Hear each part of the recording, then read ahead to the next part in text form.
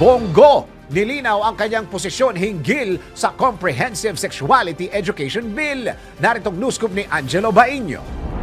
Nilinaw ni Senator Christopher Bongo na hindi niya isinulong o ipinahahayag na nais niya maging co-author ng Senate Bill No. 1979 o ang Comprehensive Sexuality Education Bill. Binigyang din ni Senator Go ang kahalagahan ng pagrespeto sa pamilyang Pilipino, sa relihiyon at sa pananaw ng mga magulang hinggil sa usapin. Ipiniliwanag niya na ang kanyang pangalan ay naisama sa committee report dahil siya ay chair ng Senate Committee on Health na isang pangalawang komite para sa nasabing panukala. Ngunit itinuturing niya itong isang procedural error. Inihayag ni Senator Go ang kanyang pangamba tungkol sa posibilidad na magkasalungat ang panukala sa mga kulturang Pilipino, moral values at nanawagan ng mas malalim na pag-uusap at pagsusuri upang matugunan ang mga alalahanin ng publiko. Binigyang din ng senador ang kahalagahan ng polisiya na magpapalakas sa kabataan ng may paggalang sa relihiyon, kultura at prinsipyo ng bansa. At yan ang aking news scoop. Angelo Bainio, nagbabalita ng tama, naglilingkod ng tama.